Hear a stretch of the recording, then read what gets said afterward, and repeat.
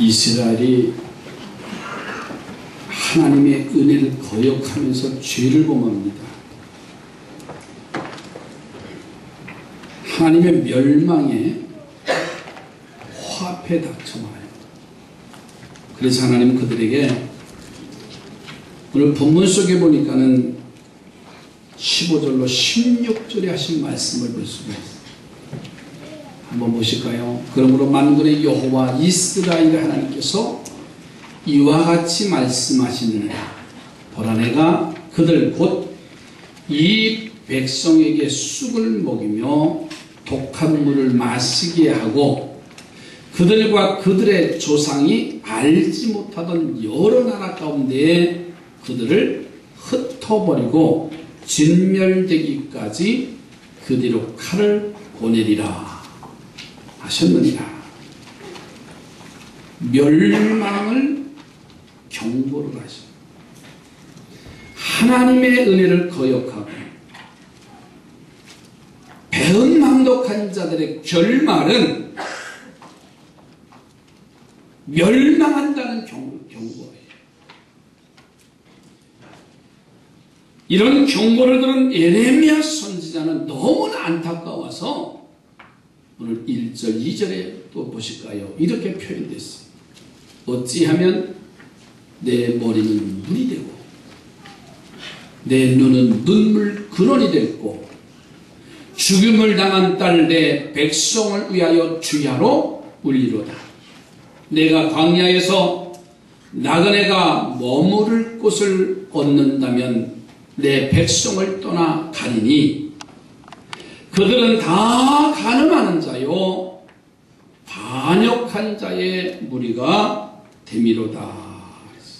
이렇게 부르짖으면서 이스라엘 백성들을 위한 슬픔의 눈물을 하수같이 흘렸어요.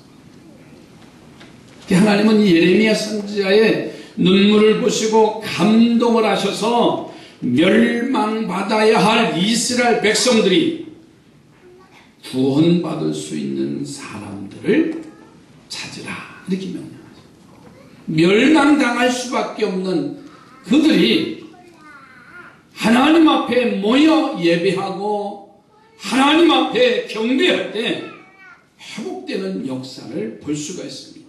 그래서 오늘 본문에 보면 하나님이 기뻐하는 사람들의 모습을 찾아볼 수가 있습니다. 하나님이 기뻐하는 사람, 멸망을 구원으로 바꿀 수 있는 사람들의 삶이 과연 어떤 것일까? 이미 하나님의 뜻에 거역돼서 이스라엘 백성들이 멸망을 자초해서 이미 천각에 놓여 있습니다. 하나님이 불어버리시면 이스라엘은 흔적조차 남을 수 없는 그런 상황 속에서 예레미야 선지자가 하나님의 음성을 듣고 눈물로 호소합니다. 그리고 하나님은 예레미야 선지자에게 함께 저들을 모으라고 불러 모으라고 하나님이 기뻐하는 사람들을 불러 모으라고 하십니다. 지금 이 시대는 기도할 때입니다. 점점 더 어려운 시대에 생각하지 못했던 일들이 우리 앞에 닥쳐올 때 우리는 이제는 그 위기의식마저도 느끼지 못하며 대처하지 못하고 그냥 당하는 상황이 되어져 버렸어요. 삼성병원 의사가 기자회견을 하면서 국회에 나와서 그 응답을 하면서 이렇게 말했잖아요. 병원이 뚫린 게 아니라 나라가 뚫렸다. 저는 그것을 수용하고 싶다. 지난주에도 말씀드렸습니다. 한국의 위기의식은 OECD 국가에서 36개 국가에서 36번째. 위기가 오면, 어려움이 오면 여러분 하루에 한국에 자살하는 사람이 40명입니다. 바이러스로 인하여서 죽는 생명보다 자기 생명을 내던져서 자살하는 사람이 40명이에요. 무엇이 더 심각한가요? 우리 눈에 보이는 그것만 가지고 우리는 지금 아우성치는데 아닙니다.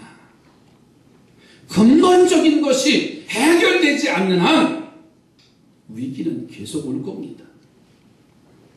그러면 우왕좌왕하고 그것을 해결할 수 없는 힘이 우리 앞에 와 있어. 포기할 수밖에 없는 상황이 와요. 멸망받을 수밖에 없는데 하나님은 그 사람들을 부르시는 거예요. 하나님이 기뻐하는 사람을 오늘도 찾고 계신 줄로 믿습니다. 저는 그래서 오늘 말씀의 제목을 하나님이 기뻐하는 사람이 누군가. 첫째로는 잘 생각하는 자, 지혜로운 자를 하나님이 뭐라고 말씀하십니다. 그 사람들이 하나님이 기뻐하는 사람들이에요. 오늘 9장 17절 가서 보세요. 만군의 여호와께서 이와 같이 말씀하시되 너희는 잘 생각해보고 곡하는 부녀들을 불러 모으며 또 사람을 보내어 지혜로운 부녀를 불러 모으되 그랬어요. 잘 생각하고 곡하는 부녀들을 불러 모으라 그랬어요. 여러분, 잘 생각하는 사람이 어떤 사람입니까? 자신만 생각하는 사람이 아니라 자신과 남을 생각할 줄 알고 하나님의 뜻을 생각하며 깨닫는 사람이 바로 잘 생각하는 사람이에요. 철학자 디오게네스라는 사람이 있습니다. 이 사람은 당대에 아주 존경을 받는 철학자예요.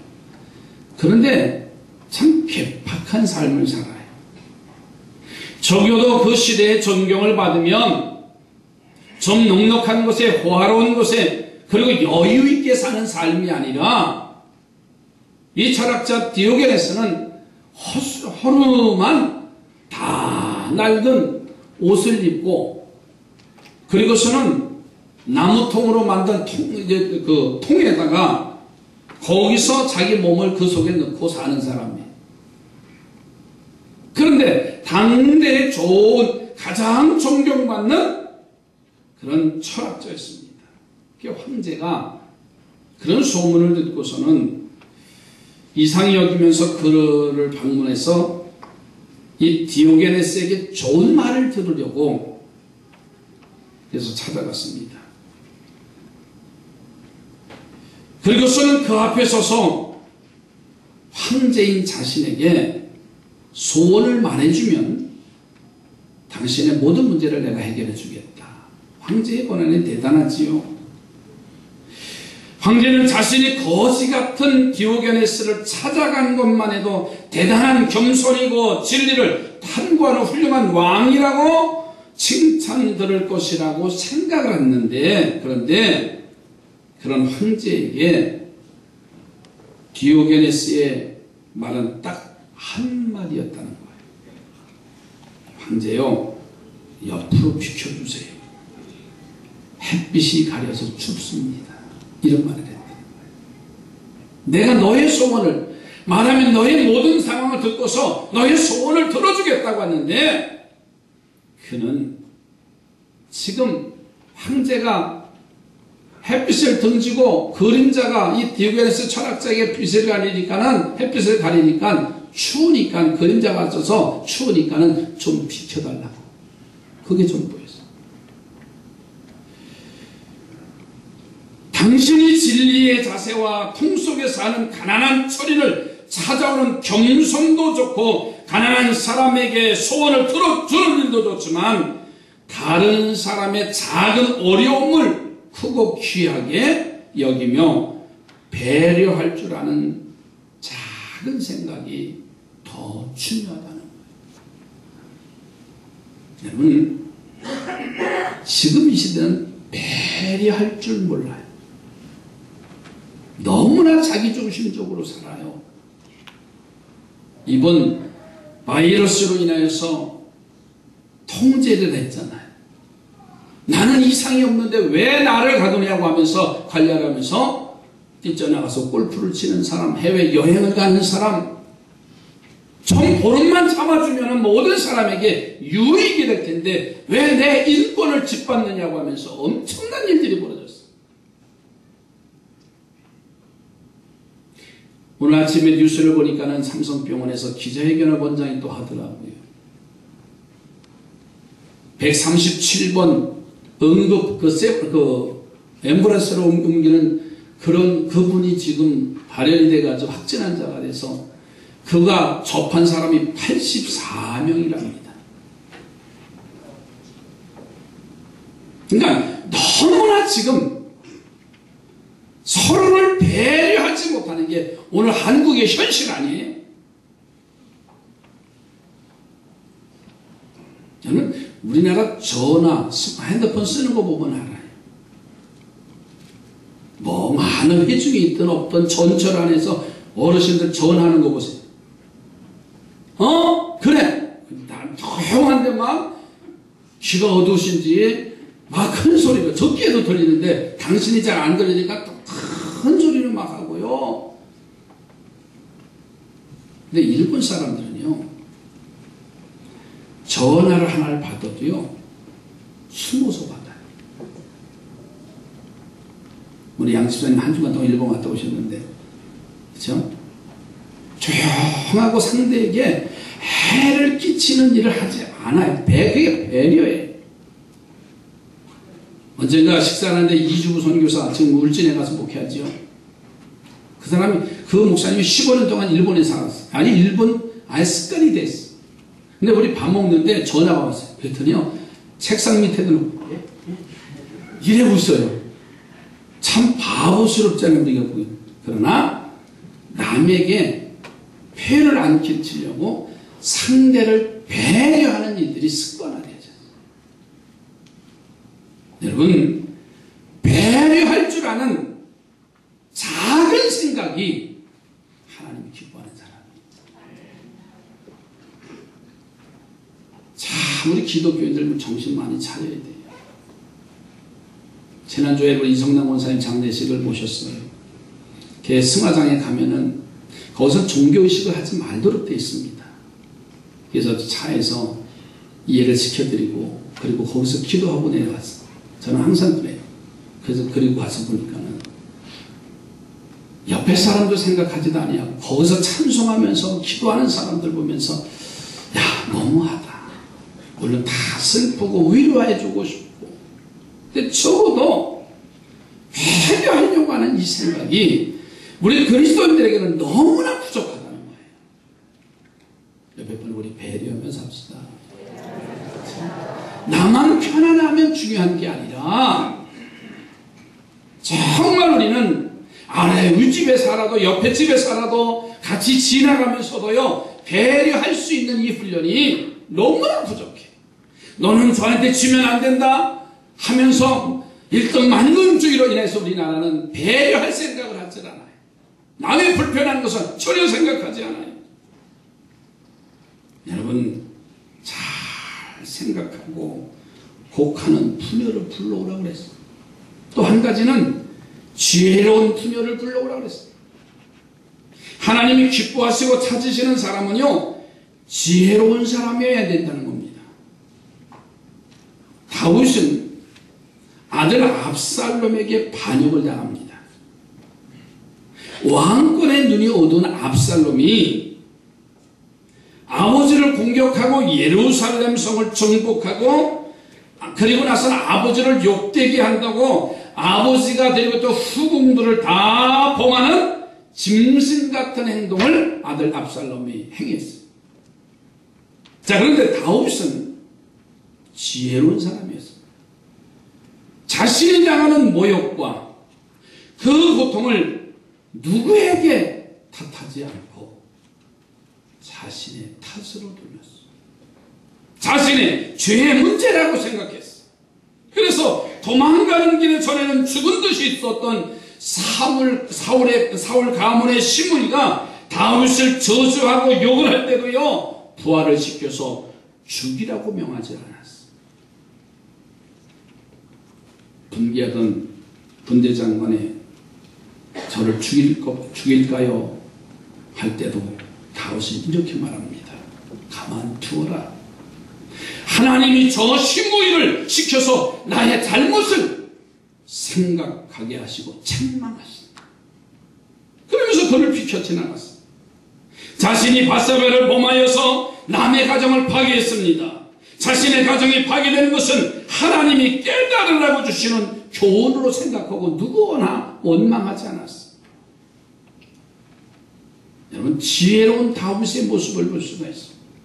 그래서 하나님은 이 다윗의 지혜로움을 보시고서요, 그가 우리아의 아내 바세바를 범하고 우리아를 전쟁터에 나가서 죽게 하고 많은 잘못을 저질렀어도요, 그 어려움을 통해서 깨달은 것이 하나님이 나를 깨닫게 하시는구나. 하나님은 다윗의 그 지혜로움을 보시고서요, 기뻐하시면서 멸망의 계획을 바꿔서 적은 부대로 압살롬을 이기게 하시고 큰 나라로 하나님이 세우시는 것을 볼 수가 있어요. 지금 우리들에게 하나님은요, 잘 생각하는 사람, 지혜로운 사람을 원하고 계세요. 옆에 분하고 축복하십니다. 잘 생각하고 지혜로운 자가 되시기 바랍니다. 하나님이 원하시는 건요, 이제는 잘 생각하고 지혜롭지 않으면은 이 위기를 이겨나갈 힘은 없습니다. 지난 주간에 하버드대, 스탠퍼드 대학을 동시에 합격했다는 게 회자됐었어요. 그 할아버지는 한국의 장관이에요. 그 아버지는 넥센이라는 데 전문가 상무가 된대. 내노라 하는 집안이었어. 그런데 이 아이의 행실이 만천하에 드러났어. 너무나 우리에게 주는 충격 아닌가요? 이제는요, 지혜로운 사람, 겉으로 나타난 표만만 보는 게 아니라 그 속에 담긴 하나님의 기쁜 뜻을 깨닫는 사람들이 되셔서 하나님이 기뻐하시고 구원을 이루시는 복을 받는 우리 삼산의 성도들이 있으면 좋겠어요. 두 번째로는 하나님이 기뻐하는 사람이 어떤 사람이냐, 회개하는, 눈물을 흘리게 하는 사람들을 모으라고 말씀하셔요. 하나님은 예레미야 선지자에게 애곡하는 사람을 불러와 함께 애곡하라고 말씀하지. 여러분 20절 말씀을 보세요. 부녀들이여, 여호와의 말씀을 들으라. 너희의 귀에 그 입의 말씀을 받으라. 너희 딸들에게 애곡하게 하고 각기 이웃에게 슬픈 노래를 가르치라. 이렇게 말했어요. 여러분, 슬퍼서 우는 사람들의 모습을 보면 슬픔을 당하지 않은 우리도 함께 눈물을 흘렸어요. 그런데 하나님은 애곡하는 사람들을 불러와서 우리로 눈꺼풀에 눈물이 나도록 하라는 명령을 예레미야 선지자에게 지금 보내고 있습니다. 이것은요, 슬픔에 찬 사람들을 보고 울라는 게 아닙니다. 인생의 잘못된 삶을 회개하는, 눈물을 흘리는 그들을 불러와서 함께 회개하고 애통하는 하나님의 명령이에요. 그렇지요. 애통하는 사람은 하나님이 위로해 주시고 애통하는 사람은 하나님이 구원해 주시고, 마태복음 5장 4절에 말씀합니다. 애통하는 자는 복이 있나니 그들이 위로를 받을 것이요. 우리에게 분명히 가르쳐 주셨어요. 그 대표적인 인물이 누구냐면 예레미야 선지자입니다. 그는 눈물의 선지자라고 별명을 붙였어요. 그는 민족의 멸망을 예언하고 민족의 아픔을 바라보면서 예레미야서 오늘 9장 1절에 이렇게 표현했습니다. 어찌하여 내 머리는 물이 되고 내 눈은 눈물로 근원이 됐고 죽임을 당할 딸 내 백성을 위하여 주야로 울리로다. 머리는 물이 되고 내 눈물에 샘솟던 눈물이 흐른다 했습니다. 그런데 하나님은 그 예레미야에게 또 다른 애곡하는, 눈물을 흘리는 부녀들을 불러 모으라고 해요. 그것은 예레미야 한 사람의 회개의 눈물 가지고는 부족하다는 하나님의 뜻이라는 거예요. 많은 사람이 애곡하고 눈에서 회개의 눈물을 흘릴 때 멸망을 구원으로 바꿔주시고 그러한 사람과 민족을 하나님 기뻐하시겠다는 거예요.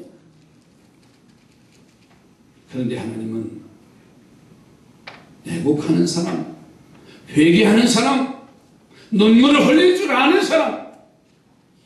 여러분, 요아스 왕은 아람 나라의 잦은 침략으로 고통을 당하고 있었어요.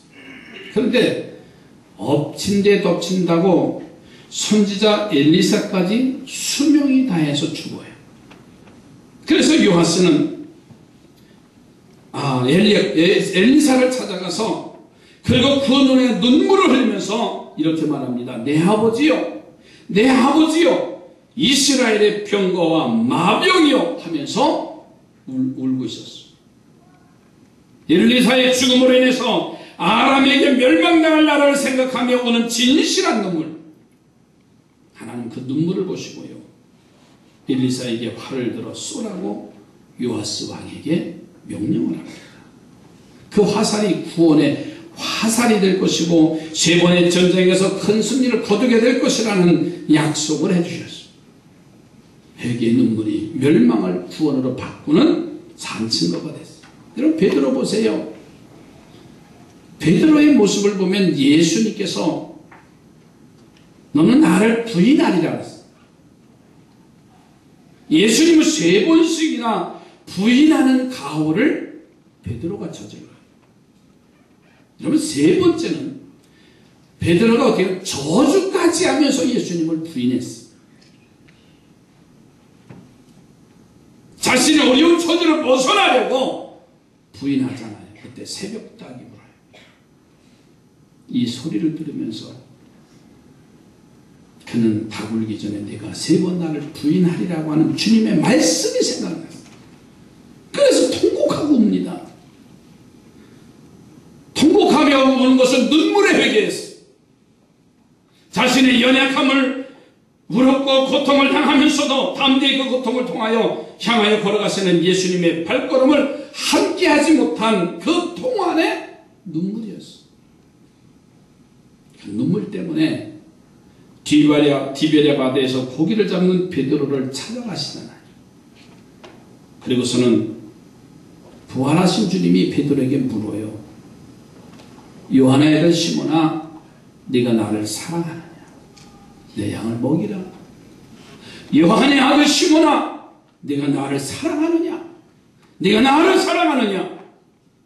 내 양을 치라고 명하시면서 예수님의 어떤 최고의 제자가 됐습니다.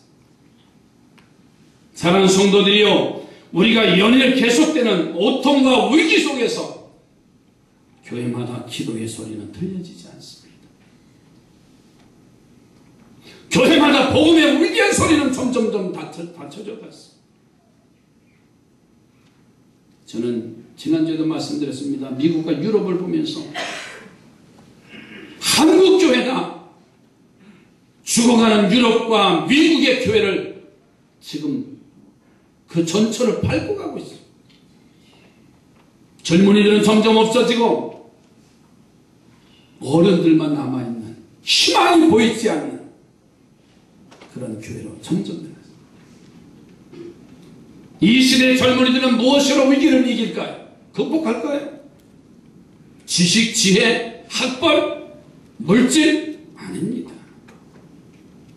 말씀 안에 서 있지 아니하면, 하나님의 자녀로 바로 서 있지 아니하면, 하나님이 기뻐하시는 사람으로 세워지지 아니하면 아마 곧 종말이 오지 않을까. 회개하는, 눈물을 흘리게 하는 사람을 모으라고 했어요. 너와 너의 자녀를 위해서 오라고 했어. 여러분, 지금은 자녀들 향해서, 어린 심령들을 향해서 기도하며요, 말씀 안에 거하도록 눈물로 기도하고 회개할 때입니다. 눈물을 봐도 눈물을 흘릴 수 없는 시대예요. TV 연속곡이나 봐야 눈물을 흘려요. 참 얼마나 어리석어요. 지금 상황과 현실을 보면서 우리가 함께 애통해야 하며 눈물을 흘려야 할 것인데, 드라마라고 하는 그것 때문에 울고 있는 우리의 어리석은 모습. 하나님이 찾으시고 기뻐하시는 회개하는 눈물이 여러분에게 넉넉한 삼산의 성도들의 삶이 되기를 주의 이름으로 축복합니다. 마지막 세 번째로는 말씀을 듣고 받는 자를 부르라고 말씀하죠. 말씀을 듣는 자, 그리고 말씀을 받는 자예요. 여러분 20절에 가서 보세요. 부녀들이여 여호와의 말씀을 들으라. 너희 귀에 그 입의 말씀을 받으라. 너희 딸들에게 애곡하게 하고 각기 이웃에게 슬픈 노래를 가르치라. 하나님의 말씀은요, 하나님은 말씀으로 세상을 창조하셨어요. 하나님의 말씀은 우리의 모든 잘못된 것을 바꾸어 주시는 하나님의 능력이 그 속에 있어요. 그래서 이사야 선지자가 이사야서 55장에 하나님의 말씀을 13절에 이렇게 말합니다. 잣나무는 가시나무를 대신하며 화석류는 찔레를 대신하여 날 것이라. 이것이 여호와의 기념이 되며 영영한 표징이 되어 끊어지지 아니하리라 그랬어요. 하나님의 말씀을 받으면 가시나무가 잣나무로 바뀌며 찔레가 화석으로 바뀌어진다는 말씀이에요. 여러분 하나님의 말씀은요 바로 멸망을 구원으로 바꾸는 열쇠가 될 줄로 믿습니다. 그 하나님의 말씀을 듣고 행하는 자는 하나님 가장 기쁘게 여기시고 존귀한 자로 세워주신다 그랬어요. 그래서 이사야 선지자는 예레미야 선지자는 그 말씀을 듣는 자, 받는 자들을 불러 모으기 시작했어요. 베세다 광야에서 무려 5,000명이 모여서 예수님의 말씀을 듣습니다. 그것도 1시간이 아니라 때를 걸어서 저녁 때의 시간까지 됐다 그랬어요. 그러니까 하나님은 그들을 기뻐하셔서 오병이어의 기적은 우연이 아닙니다. 각양각색의 환자들이 그 예수님 만나면 나의 인생이 바뀌어지겠다고 하는 말씀을 듣는 자, 말씀을 읽는 자, 사모하는 자들에게 오병이어의 기적을 그 현장에서 보게 했어요. 가버나움의 한 가정에 예수님이 계시다는 소문이 들립니다. 중풍병자가 이 소식을 듣고 나도 그곳에 가면 나의 문제가 해결되리라. 친구를 불러 모아서 침상에 들 것에다가 이 친구들이 중풍병자를 데리고 가버나움에 예수님이 계신 그 한 가정에 들어가는데 이미 사람들이 꽉 차서 들어갈 수 없다 그랬어. 그때 그들은 지붕을 뚫고 예수님이 계신 그곳으로 그 침상을 내리는 것을 볼 수가 있어요. 예수님께서는 그 광경을 보시면서 내 죄 사함을 받았느니라. 일어나 상을 들고 가라 이렇게 명하셨어요. 여러분 말씀을 듣는 자가 되십시오. 말씀을 받는 자가 되십시오. 그러면 역사의 삶의 주인공이 되어질 것입니다. 이제 우리 교회가 말씀을 듣고 받는 복된 자리로 만들어야 가야 됩니다. 그러면 우리 하나님이 기뻐하시고 눈물을 기쁨으로, 죄를 화관으로, 환난을 축복으로 바꿔주시는 역사의 주인공들이 될 것입니다. 옆에 보고 말씀을 듣고 받는 자가 되십시다. 한 번 더 하세요. 졸지 말고 딴 생각에 빼앗기지 말고 단 한마디의 말씀이라도요 그 말씀을 받고 들으면 기적의 주인공이에요. 한 예화를 좀 하고 마칠게요. 어느 가정에 자녀가 있는데 그만 내성마비 아이가 됐어요. 처음에는 아들의 병을 고칠 목적으로 교회 나왔어요.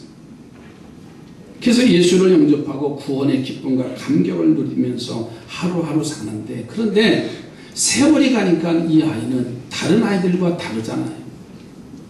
다른 아이들은 건강하게 뛰어놀고 학교도 정상적으로 다니는데 점점 이 아이가 밖을 나갈 때마다 가슴이 메어지는 거예요. 내 아이는 왜 다른 아이가 다른 아이와 다를까 하면서 점점 실망하기 시작하는 거예요. 점점 불평이 나오기 시작하는 거예요. 믿음도 떨어집니다. 내가 하나님 앞에 그렇게 기도했는데 이 세상에 수많은 사람들 중에 많은 자녀들인데 건강하게 살아가는데 왜 내 자신만이 이런 병에, 몹쓸병에 걸렸을까? 이런 의문과 의심과 불평이 들면서 교회도 그만 다니고 싶은 마음이 점점 사라져요. 믿음도 포기하고 싶은 생각이 자기를 사로잡는 거예요. 그런 어느 날 주일 아침 예배 시간에 그 담임 목사님이 출애굽기에 있는 이스라엘 백성들의 홍해 사건을 말씀하는 거예요. 그날 출애굽기 14장의 본문을 통해서 2절의 말씀을 하는데, 이스라엘 자손에게 명령하여 돌이켜 바다와 믹돌 사이에 비하이롯 앞 곧 바알수본 맞은편 바닷가에 장막을 치게 하라고 하는 이 말씀 본문이 이 집사님에게 부딪히기 시작했어. 하나님이 피할 곳 없는 막다른 방향으로 이스라엘 백성들을 몰아놓으셨는데, 바알수본의 북쪽이라는 뜻과 감춰진 보석이라고 하는 의미가 있는데, 그 막다른 곳이 바로 하나님이 감춰놓으신 보석이라는 뜻으로 목사님이 설교를 하시는 거예요. 아니, 막다른 곳에 있으니 애굽의 군대는 얼마나 좋아요. 추격을 해서 이스라엘 무리들을 이제 격퇴시키면 되는 거예요. 그런데 거기서 홍해를 가르시는 하나님의 능력을 보게 됐고, 그것이 애굽 군대를 멸망시키는 자리가 된 것으로 우리에게는 막다른 길이 보석과 같은 축복의 자리임을 믿으십시오. 이 말씀이 부딪힌 거예요. 그런데 그 집사님이 그 말씀을 듣는 순간 깨달아졌어. 아이가 내성마비에 안 걸렸다면 나 자신은 절대로 하나님을 믿지 아니했을 것이고, 이 아이가 있기 때문에 온 가족이 한 마음이 되었고 서로 위로하고 격려하며 살아가는 행복한 가정이 되었는데, 그러니 이 장애의 아들은 나 자신에게 내 집안의 내 인생의 걸림돌이 아니고 근심의 존재가 아니라 구원의 존재이고 가정과 합에 감추어진 보석이라는 사실을 그제서야 깨달았어.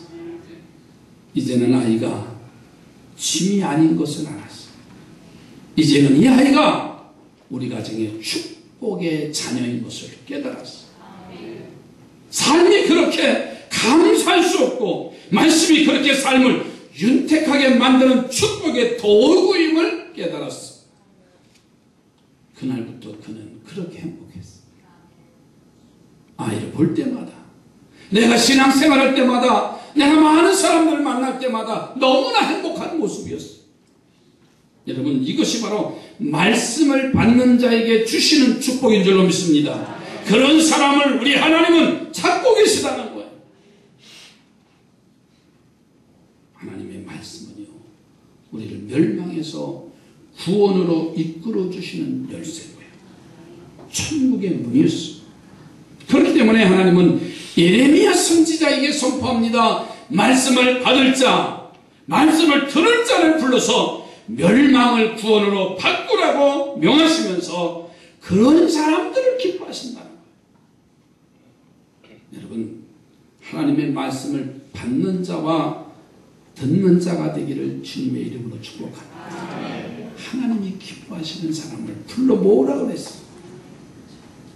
그래서 이 무더움이 시작되는 이제 여름의 초에 문턱에서 늘 기쁘고 감사하고 여러 가지 경제적으로 삶에 어려움이 오는 이 시대 속에서 우리는 하나님의 뜻을 찾고 하나님이 계획하신 그 일들을 보면서 당당하게 하루하루가 기쁘고 즐거운 축복의 날이 되길 주의 이름으로 축복합니다. 기도합니다.